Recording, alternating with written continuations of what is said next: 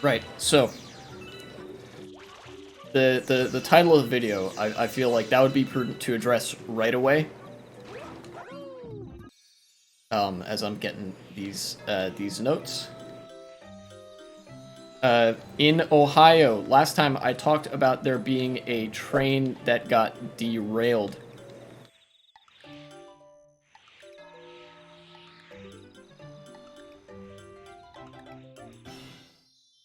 And this train was like 50 cars long. It was a massive train, and it was carrying such chemicals as phosgene and vinyl chloride. And that it crashed and exploded, and now those chemicals have been released into the air. These are industrial chemicals that are used in the manufacture of plastic and plastic resin, and they were used as chemical weapons in World War I. This was one kind of gas that was used on the battlefield against enemy soldiers. And that was banned by the Geneva Conventions because it was so severe a form of warfare. And now this stuff is all floating through the air in Ohio, and now that, the cloud is visible from space. It's a very big cloud of stuff. And the reason I bring it up again today is, first off, because I don't think I spent so much time talking about it last time. I wanted to spend more time talking about it, because I had been partially misled by what I had seen from the legacy media. This is what I get for ever letting my guard down with those fucks over at CNN. The mainstream news outlets, because of their, presumably because of their being beholden to capital and investments, the donor class, basically, the capitalist class, have done what's called a media blackout on this story, where they attempt to report on it as little as possible, or to outright not say anything about it, to the effect that it sort of leaves the public consciousness. And you could do this by not having any stories at all on the matter, or you could do the method that CNN employed, and as well as other outlets, which is to downplay the story. CNN, in their national news outlet, did write on the story, but downplayed it as just a funny little haha quirky sort of trivial accident, that this event was the same as a movie plot that took place in the same region, that was filmed in the same region a couple years prior. That's one way that, news outlets have been downplaying this event. And another way that they've been doing so, what outlets like ABC and CBS have done, is to relegate the story to local chapters where not as many people read. So instead of reporting it in the national, in the largest, most visible version of that press outlet, they report on it in the local channels where there is guaranteed to be less traffic, less viewer and reader traffic. And that is all what has been happening in relation to this story. Meanwhile, the residents of this town, East Palestine, Ohio, that's the actual name of the town, had been forced to evacuate, and then heard that the evacuation order had been lifted as there is an ominous billowing cloud of dark gray smoke hovering around their homes, and they're being told it is safe to come back when it is demonstrably not safe. There have been reports of as many as 2 miles away. It's probably much larger of a range now, several miles out from this initial incident. Farm animals and fish have been reported as dropping dead. There are videos of random, people posting to Twitter that they're in the surrounding area of this incident, and there are dead fish floating in the water in the creek. Livestock are dying. People are feeling like they've gotten sick. They're feeling lethargic. It's not good. People are aptly, I think, comparing this to the Chernobyl nuclear power plant incident.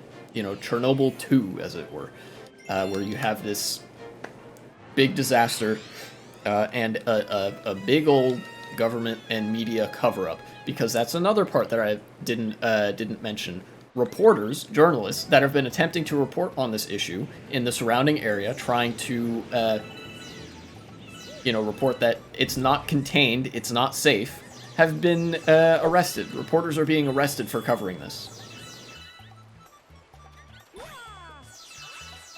And you gotta understand, I started thinking about this. Depending on how this affects the watershed, this might be several million people that are affected by this disaster. This is already, there are tens of thousands of people whose place of residence, I don't know if it's temporarily or permanently, but have been rendered uninhabitable. And it's only going to get worse from here if the U.S. government and if the legacy media, if the corporations maintain a similar attitude in approaching this issue, because their attitude is not, holy shit, okay, admit all wrongdoing, whatever, the most important thing is we need to fix this. They are obsessed with denying that anything happened at all beyond what they are willing to say for the sake of their profit margins. Because this was, among other things, this was an event triggered by extreme corporate negligence.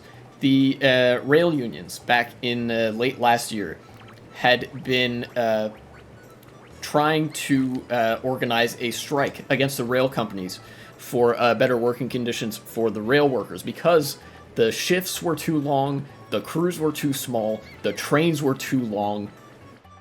Basically there were so many unsafe things, swirling around in the pool of variables that you have to deal with in the workplace as like a rail car operator, that it was just not safe to do it anymore. In fact, there were union people that were describing it as a ticking time bomb. And while I'm on this rant, let me actually read. There's a thread from More Perfect Union that I think covers the issue quite nicely. On February 3rd, so this is 10 days ago already, a horrifying railroad accident took place. A Norfolk Southern freight train derailed in East Palestine, Ohio. Norfolk Southern is the company that owns this freight train. You might have seen images of the flames, but you haven't heard that unions were trying to prevent this exact accident. Union rail workers at Railroad Workers have warned of a ticking time bomb, their own words, quote, ticking time bomb, saying, quote, in the last 10 years, Class 1 carriers have dramatically increased both in the length and tonnage of the average train while cutting back maintenance and inspection. And remember last fall when rail workers were about to strike? They repeatedly expressed that rail companies' system of running their lines, which they call precision scheduled railroading, was really about profit maximization at the expense of worker and public safety. Even more fundamental to the union argument was and is that railroads are trying to run these complex operations with fewer and fewer workers. They've cut 22% of jobs since 2017, so they're operating with 80% of the workforce that they were in 2017 while trying to expand operations. This approach, which the wealthy owners bill as efficiency, really means overworked workers. Overburdened and exhausted workers means more dangerous situations for the folks making our trains run on no days off and no sick leave. These are the same rail workers whose demands last year were, I want to go home and see my family again. And it's not because the rail companies don't have the money.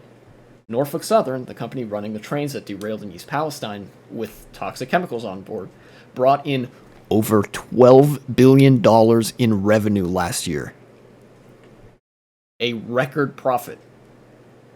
Norfolk also announced a new $10 billion stock buyback program last year. So they made $12 billion last year. That's more money than they've literally ever made in the history of the company.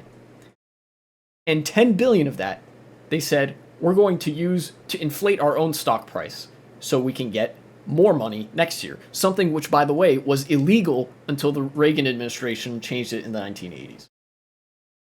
And all this money for stock buybacks that line the pockets of rich investors is money that's not being used to improve safety and make the upgrades that unions have been pushing for. It's also money that's not going to exhausted workers. Not only are rail profits not helping workers, they're instead being used to lobby against regulation. The Lever, this is another news account, found that rail companies spent big to block stricter safety rules, specifically for trains with hazardous materials like the one in Ohio. They literally wanted this exact incident to be more likely to happen because it makes them more money in the long run. They specifically lobbied for more lax safety regulations on high hazard payload trains. They wanted them bigger, they wanted them less regulated, they wanted them with smaller crews, they wanted them running longer hours. They wanted every single condition which would only lead to catastrophe. The derailed Ohio train had 20 cars. Okay, 20 cars. It's real big news for the world, or more local for the USA. Then this affects everybody. This is it is really the closest analogy I can think of is the Chernobyl incident in 1986 or the Bodan incident in India, which I've heard something about, which poisoned local cities for decades. This has a potentially similar effect, and this is exactly why, I'm going to explore why this has impacts for the rest of the world. The derailed Ohio train had 20 cars carrying toxic chemicals, so it wasn't 50, it was 20. Might be. They carried out a quote-unquote controlled release of hazardous gas from several tankers at risk of exploding. The fires burned for 5 days. The health risks to the community are unknown.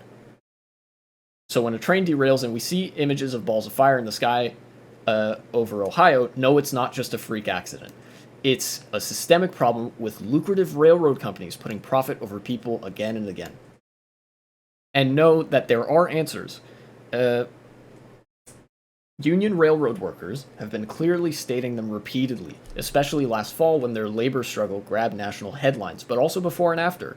Now we need to listen. This is absolutely, I don't think I could have found a better coverage of this issue. So, this train derailing in Ohio, in the worst case scenario, if I'm being especially alarmist about this, it could ruin an entire watershed and make a third of America unlivable.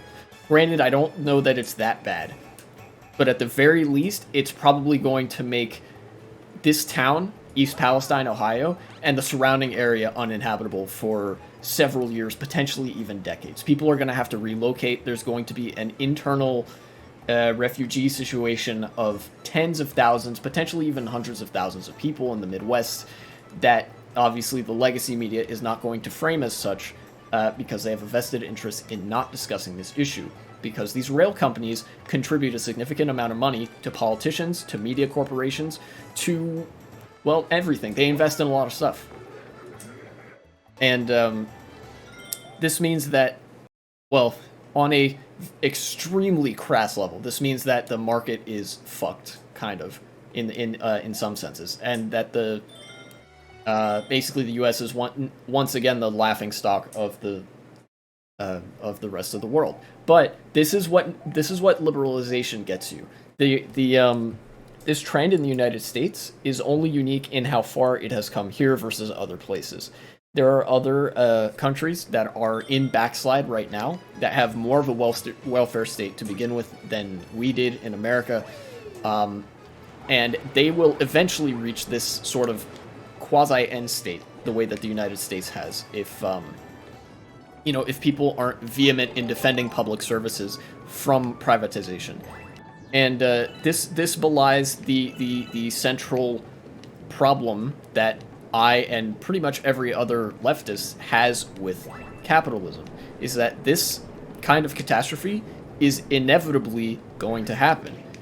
It's the same reason that Chernobyl happened in 1986, because what the governments are thinking of here is money and not people's lives, not the well-being of people. Capitalism prioritizes profit above all else.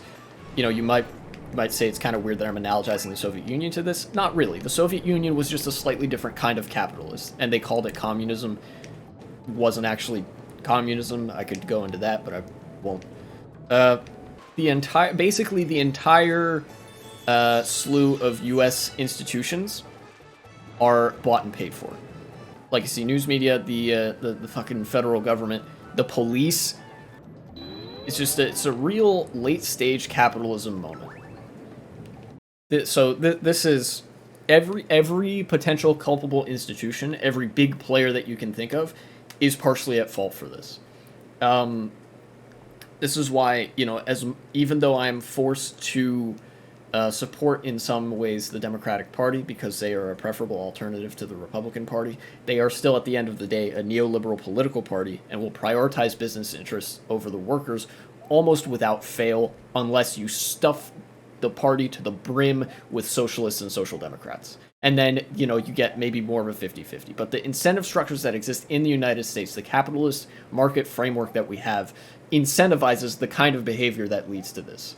It incentivizes the kind of behavior that you see in Turkey as well. The government obsessively doing PR to try to cover up the death toll, which, by the way, now has reached past 30,000 for that earthquake, because if it makes them look bad, then they get less money. They're less favorable in the international market, so they need that PR. Ay, ay, ay.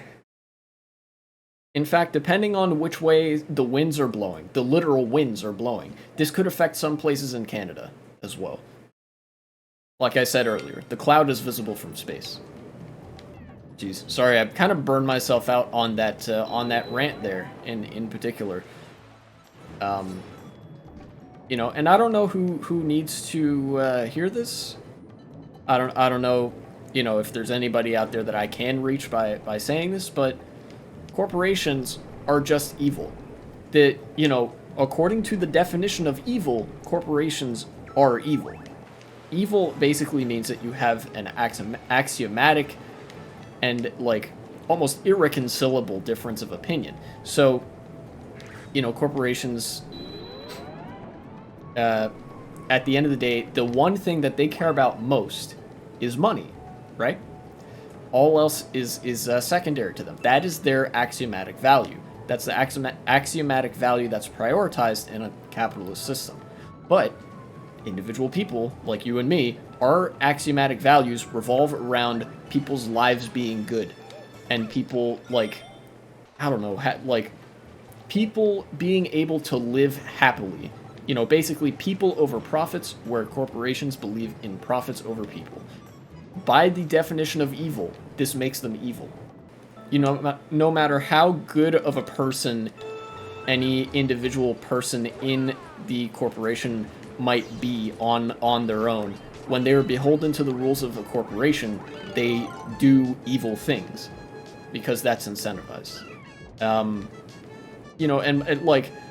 My heart pours out to the people in East Palestine because at the end of the day, the corporation's response to this as well, the response from Norfolk Southern was downright insulting. They're a $55 billion company, right? Their net worth, they have $55 billion on hand at any given time to do whatever they will with. And for all 5,000 residents of that town, they offered them a check for $25,000. Not $25,000 per person, $25,000. Which is about $5 per person. The corporations basically, they're growing more and more brazen. Yeah, we can get away with this. We'll do it again. We did it.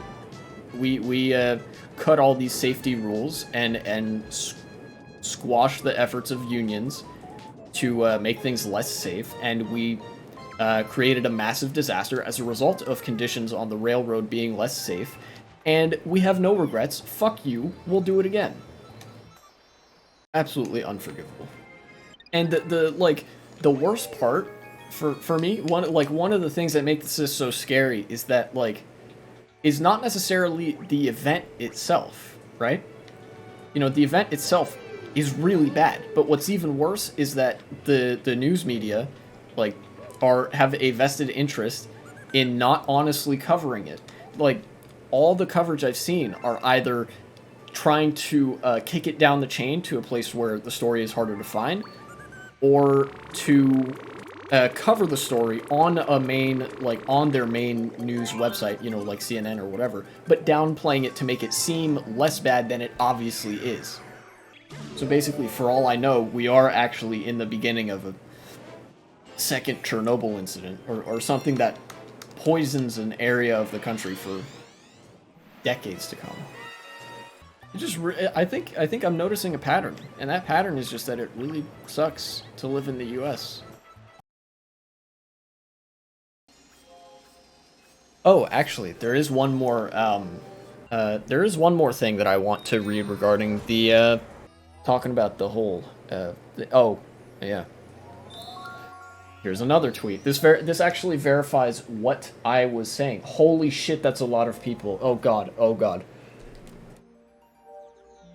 How many people live in the Ohio River Basin? 30.5 million. Oh no. It is as bad as I thought it was going to be. Okay. So, earlier I added a caveat to something that I said, saying that it might be alarmist rhetoric. I take that back. I was 100% fucking correct. So, East Palestine is located pretty decently early on in the Ohio River Basin, right? The Ohio River Basin is very big on its own, but also leads into the Mississippi River Basin. If you know anything about geography, then you know that these are some big fucking rivers that affect a giant portion of the population. The population of the Ohio River Basin on its own is 30 million. What's the population of the Mississippi River Basin? Lower Mississippi. If I had to guess, right? Let me look at this image again. That's like the whole state of Louisiana and most of Arkansas and about a third of Alabama. Suffice it to say, a few million more. What's the population of Louisiana? 4.6 million. We'll assume that's about 4 million people.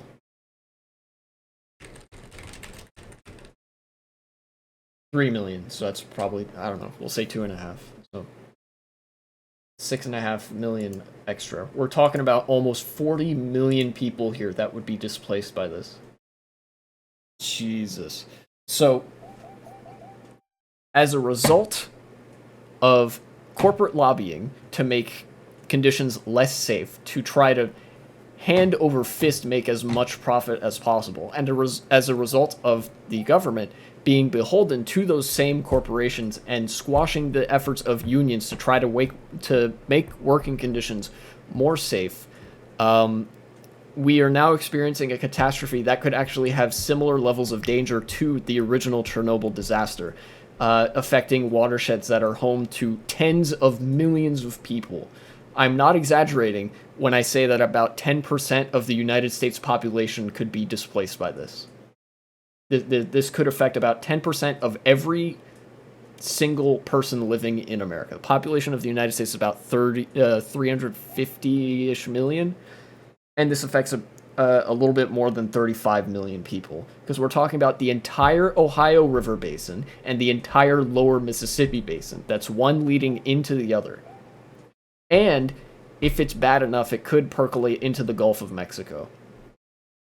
And no news outlet is seriously covering it.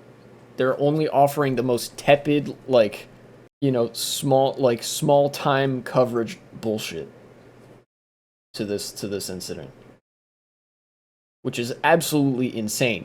Even with a capitalist mode of production, it is absolutely insane that you would be so morally conceited as to not even consider the environmental impact that this would have before considering, this makes us look bad and would hurt our quarterly profits. I'm starting to see what my mom meant when she said that, she can't watch the news anymore. Because it's just world-ending shit, day in and day out. Granted, I'm still going to watch the news. I have a significant degree of emotional investment and moral investment in the things that happen. And I think that this could have very easily been prevented if there were stronger unions in the United States. This wouldn't have happened. That's kind of food for thought. It is the absence of strong artifices of power at the hands of the workers that led to this happening, because the exploitation that they underwent made everything less safe.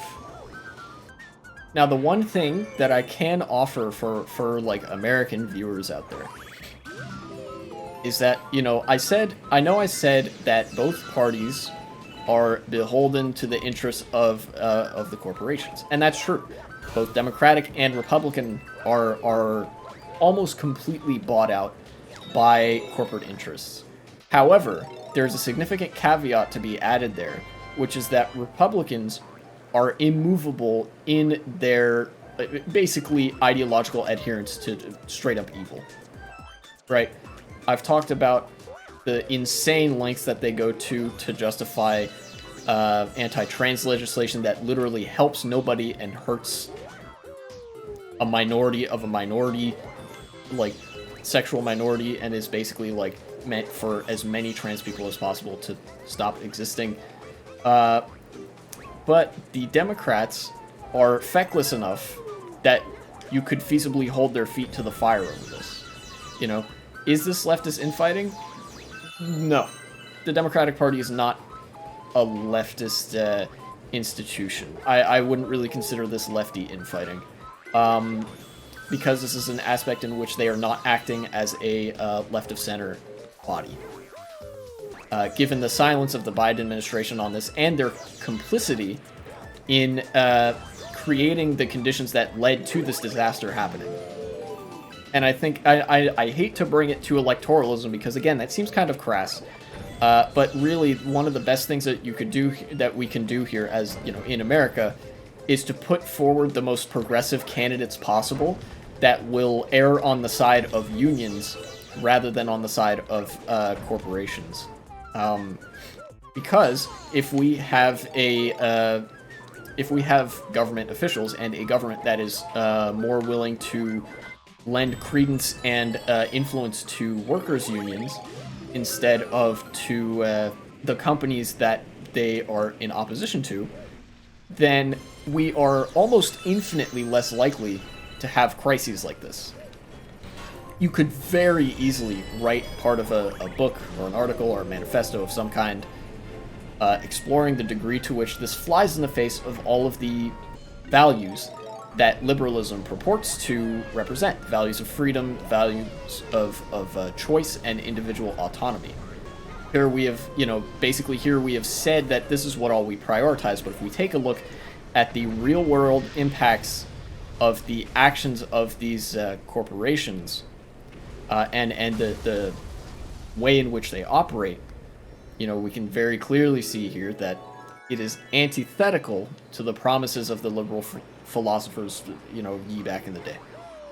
So, in essence, to just sum all this up, this tragic accident in Ohio is a great example of capitalism supporting the freedom to die and their freedom to kill you, but not your freedom to live free of them.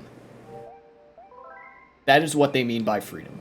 When people say free market, they mean allowing companies to do things like this or similar lobbying efforts that will inevitably lead to another one of these catastrophic incidents.